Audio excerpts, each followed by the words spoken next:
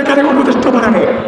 অসুস্থ রোগী ব্লাড প্রেশারে মরে যাচ্ছে, ডায়াবেটিসে থর করে কাঁপে, নিঃশ্বাস নিতে পারে না, হাঁপানি রোগী, এদেরকে বানাইছে আপনি উপদেষ্টা কেন? বাংলাদেশের জওয়ান অভিজ্ঞ তেজস্বী মানুষ নাই, দেশপ্রেমিক সব মানুষ নাই, যোগ্য মানুষ নাই যাকে উপদেষ্টা বানানো যায়? আপনি প্রফেসর তানজিম আহমেদকে চিনেন না কেন? আপনি প্রফেসর আলী মোহাম্মদকে চিনেন না, প্রফেসর লুৎফকে চিনেন না, আপনি পিনাকি ভট্টাচার্যকে চিনেন না, আপনি মাহমুদ রহমানকে চিনেন না, আপনি কনক সরোয়ারকে চিনেন না, আপনি তাসলিম খল্লিকে চিনেন না, ফয়েজ তাইফকে চিনেন না, যারা অনলাইনে 16 বছর ধরে ফ্যাসিবাদের বিরুদ্ধে লড়াই করেছে।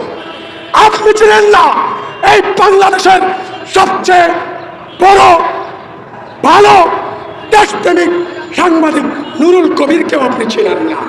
আপনি চিনেন ছাত্রদের জুতা লেহনকারী, ছাত্রদের জুতা লেহনকারী আসিফ নজরুলকে চিনেন। আপনি ভারতের গোপন সেবাদাস, আওয়ামী লীগের সেবাদাস আসিফ নজরুলকে চিনেন, উপদেষ্টা বানিয়ে দিলেন। আপনি এই সচিবালয়ের সবচেয়ে বড় ক্রিমিনাল ভারতীয় দাস রয়ের গোলাম আলী ইমাম মজুমদারকে কোন সাহসে এই উপদেষ্টা বানালেন? এর আপনাকে দিতে হবে। মুস্তফা সরোয়ার ফারুকী যে আওয়ামী লীগের চামচার দালাল, তাকে আপনি কার পারমিশনে সচিবালয়ে ঢুকিয়েছেন তার জবাব দিতে হবে। একটা লুটেরা, আকিস গ্রুপের লুটেরা শেখ বশির উদ্দিন গণহত্যার আসামিকে আপনি সচিবালয়ে বসার সুযোগ করে দিয়েছেন। আপনার দুঃসাহসে কমতি দেখছি না। ঠিক বাজার সিন্ডিকেট আওয়ামী লীগ যে বাজার সিন্ডিকেট করে জনগণের বিশ্বাস বন্ধ করে দিয়েছে, সেই নিঃশ্বাসকে আপনি এখন নিতে দিচ্ছেন না। আমরা নাকি এখন স্বাধীন? কিসের স্বাধীনতা? এই স্বাধীনতা বাংলার জনগণ চোখে না, এই স্বাধীনতা জনগণের দরকার না, এই স্বাধীনতা বাজার সিন্ডিকেট নিয়ন্ত্রণ করতে পারে না।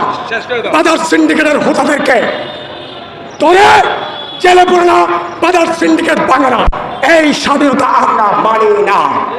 ডক্টর ইউনূসকে বলতে চাই, আপনাকে সহযোগিতা করতে চাই।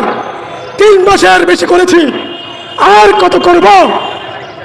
এভাবে একটা দেশ চলতে পারে না। এই যে পুলিশ বাহিনী, একজন সিপাহী এসআই ওসি যখন গুলি করে তাকে আমরা চিনি, কিন্তু যে পুলিশ বাহিনীদেরকে, যে ম্যাজিস্ট্রেট নির্দেশ দিয়েছে, যে ডিসি নির্দেশ দিয়েছে, যে সচিব নির্দেশ দিয়েছে, যে স্বরাষ্ট্র মন্ত্রণালয়ের সচিবদেরকে আমরা চিনি না। আমরা বলি কি সাইদকে গুলি করেছে পুলিশের এক সিপাহী বা এসআই, আমরা তাকে মেরে লটকে দিচ্ছি।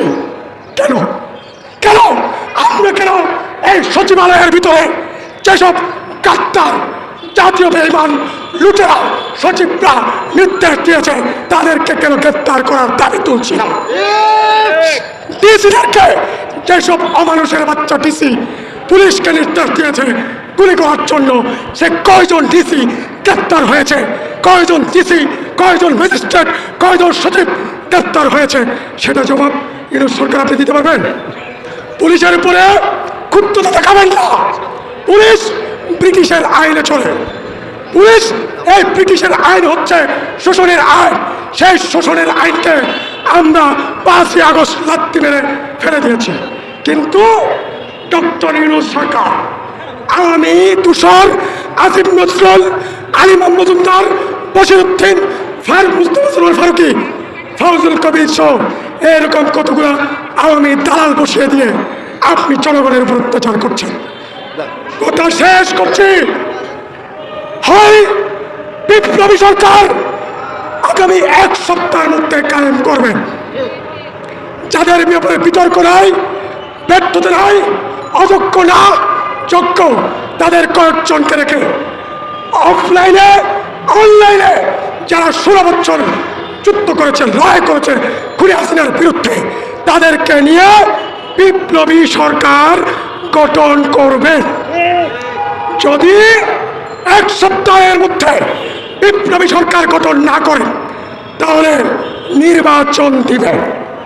নির্বাচন আপনারা যে ব্যর্থ সেটা আমরা বুঝে গেছি, জনগণ বুঝে গেছে।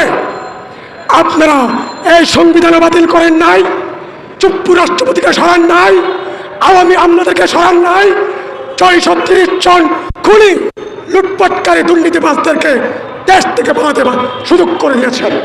আপনাদের এইভাবে আমরা ক্ষমতায় থাকতে দিব না।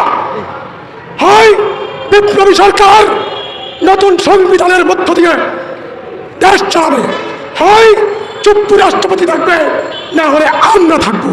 হয় আওয়ামী লীগের দোসররা সচিবালয়ে আমলাগিরি করবে, নয় আমরা থাকবো। একটা ডিসাইড করেন, একটা ডিসাইড করেন। মাঝামাঝি কিছু নাই। এটা বিপ্লব, এটা গণঅভ্যুত্থান, এটা গণবিপ্লব। লাশের উপর দাঁড়িয়ে, রক্তের উপর দাঁড়িয়ে, ছাত্র শ্রমিক প্রবাসী এদের রক্তের উপর দাঁড়িয়ে আপনি যে অন্তর্বর্তী সরকারের মতো একটা বেঈমান সরকার কায়েম করেছেন,